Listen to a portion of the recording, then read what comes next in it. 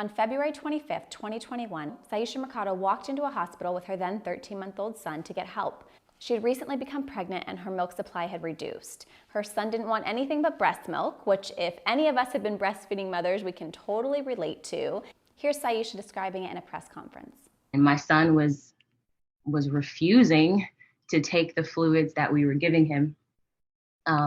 He wanted mama's breast milk, like a lot of breastfeeding babies do. And she was getting worried, so she went to the hospital for help getting him fluids. But walking into Johns Hopkins All Children's Hospital in St. Petersburg, Florida, would lead to the most traumatizing events of this family's life.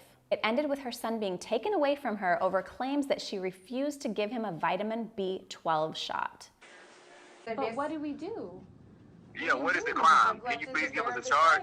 But who said we neglected? You refused the B12 shot today. I didn't refuse it. I said his father was on his way. No. There was no refusal. So you're saying you're taking my child away from me? I am. Right now, That's you not can't gonna take my happen. child away from me. On the day of recording this video, August 11th, 2021, her son is still in foster care. And today, after giving birth to her newborn baby, the family was surrounded by police cars and their newborn baby was removed from them as well. We're surrounded right now by Manatee County Sheriff's Department, and that's our current situation. And they are wanting us to turn over our newborn. Do you not feel anything? Let's put the baby in the You guys, crib. I'm human. This is I my baby. understand My that. baby is days old. And you're taking my baby away from me. You're taking my baby away from me. You have no heart. This is very important. There are 0 allegations of abuse in this case. I spoke directly with the captain of the Child Protection Division of the Manatee County Sheriff's Department, Dennis Romano, and he said to me, this case is based all on medical rulings. This is going to be a 4-part video series that details exactly how a child can be taken from a family when there are no abuse allegations. You're going to hear about the accusations that led to the removal of Ra and their newborn baby. Is the opinion of one medical doctor or one hospital enough to have your child taken from you? In Syesha Mercado and Tyron Deener's case, yes, it was. And for thousands of more families, it is as well. The occurrence is actually so common that it has been coined medical kidnapping. Now, CPS would disagree with that term, but after researching this story for 2 weeks and other cases, I think it is exactly accurate. The definition seems to be attributed to a talk show host of the Medical Kidnap Show, a radio show out of Phoenix, Arizona. Here's the definition being discussed on the show. We're defining medical kidnapping as a child is removed from the home or from the parents, because sometimes it's not in the home, it's in the hospital. It happens with newborn babies. And it happens where the parents don't want it and the children don't want it either. But somebody, a medical professional or a caseworker or a social worker with Child Protective Services, has made that determination that that child at that point needs to be removed from the home. Now, we all agree there needs to be protection for children that are being brutalized inside of their homes. I talk about sexual abuse prevention and safe parenting all the time on my platform. But what I don't think we realize, I for sure didn't realize, is how frequently children are removed from loving homes under this broad umbrella of the word neglect. The latest federal child abuse data shows that in 2018, out of the 678,000 children that were determined to be victims of maltreatment, 60.8% of victims were neglected. Now, state to state, these numbers can get even higher. Here's a quote from the Associate Commissioner of the Children's Bureau. This report again demonstrates that most children enter the foster care system not from physical abuse, but from neglect. Here's another clip from the Medical Kidnap Show. Comes under this more broad term of neglect.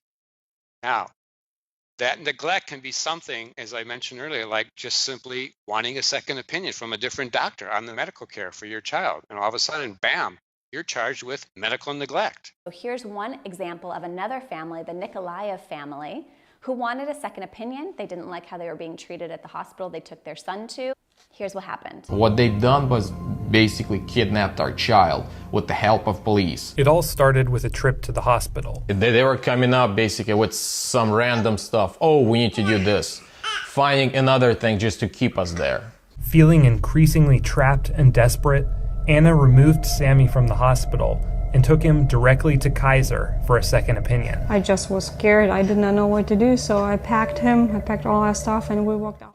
And despite going straight to another hospital, CPS showed up at their door the next day. It's caught on their home video camera to take their child by force from her arms. We'll show you the order, Anna, in a second. Yeah, we'll show it to you. Listen, if you don't continue to jail. Because right now, you're delaying. You're going to be resisting. If you don't go, you're going to go to jail, okay? So don't put your baby through this. So I'm going to grab your baby, and don't resist, and don't fight me, okay? Where is he going to be? He's going to a hospital. Which one? Which one? We're not going to tell you right now because I don't think you're acting, rationally right now. Now, 2 weeks ago, I would have heard the word neglect and I would have thought about a child that had no caretakers, that was being starved, and there was no love given to this child. But then I saw this really familiar scene of warmth and connection and love pass my social media feed. And the family that I saw was Syesha and Tyron with their little boy, Ra. They are responsive, conscious, holistic parents. They spent their days with their son Ra in their arms, listening to music, drumming, singing, reading, breastfeeding, and connecting in nature. It was an environment rich in serve and return responses between child and parent, and attachment, which is the gold standard for neurological development in a child. That's what this child had with his family, the exact opposite of neglect. So then how was their son ripped from their arms by force and has been in foster care for 6 months, and now their newborn child was just taken from them?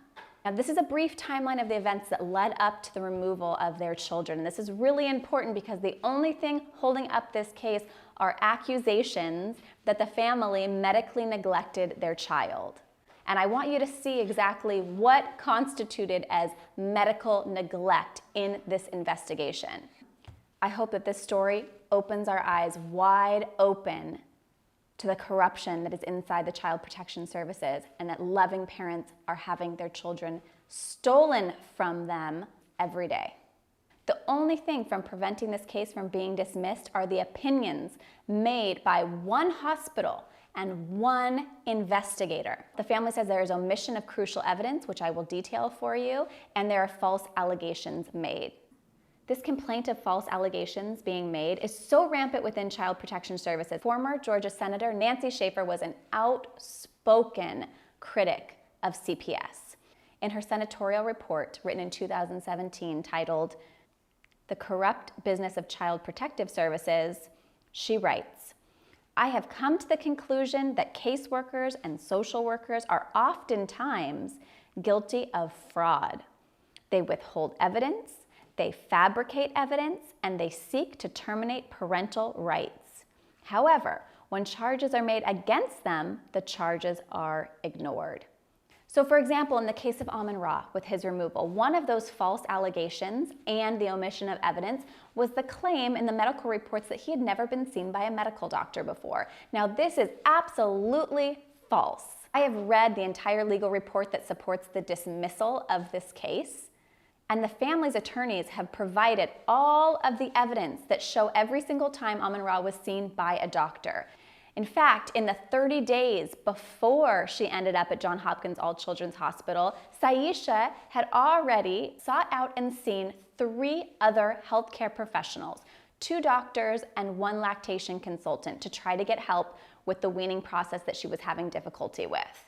3 doctors before she went to the hospital, all within 30 days of this timeline. She brought the same concerns to all 3 of them that she saw. She said, "My breast milk supply is reducing. My son is reluctant to drink anything but breast milk, and I'm worried that he's not getting enough fluids. What can I do?" Let me highlight these dates that she saw them. January 30th, she went to the first doctor with the concerns I just stated. In the discharge statement, the doctor wrote, "Feared condition not demonstrated." They didn't mention failure to thrive. They said she's doing fine, see a lactation consultant, and keep doing what you're doing. 2 days later, on February 1st, she goes and sees a registered nurse and international board certified lactation consultant. Again, brings the same concerns. The lactation consultant gives her lots of ideas of ways that she can encourage and Ra to drink other fluids, including an SNS pump, which is the supplemental nursing system, which is a little tube that would deliver fluid besides breast milk while the child is trying to get breast milk. Syesha purchased the pump and she tried it. But then a few weeks later, on February 25th, she still felt that, you know what, we're not making the progress that I want to see. He's still showing reluctance to anything but breast milk. This is just seeming so hard, and she needed more support. So she scheduled a teledoc appointment, and this doctor on the screen on the teledoc appointment told her maybe he has a virus, and told Syesha go ahead and go back to the hospital to see if that was the case. So on that same day as the teledoc appointment, when the doctor suggested that maybe he had a virus and that could be preventing him from drinking other fluids and wanting to eat a lot of food, she took him that same exact day to Johns Hopkins All Children's Hospital in St. Petersburg, Florida. She walked in with the same concerns she'd brought to 3 other healthcare professionals. You guys see this, right? These are parents very concerned with the well-being of their child. The exact opposite of neglectful, right? This mother came to this hospital for help, and her children were taken from her. She came for a healthcare service, to hire them for a service. And she was immediately profiled and falsely accused of medically neglecting her child. Now, in part 2 of this video, you are going to see just how quickly things spiraled out of control once she got to the hospital, that she was forced to sign something that held her captive there, and what ultimately led to the removal of now 2 of her children. Her newborn today was taken from her, and her son was removed from her 6 months ago. The video will be up on my YouTube channel as well as my Instagram. Please share this as far as it can go. This family needs our help. And there will be links below each video with direct calls to action.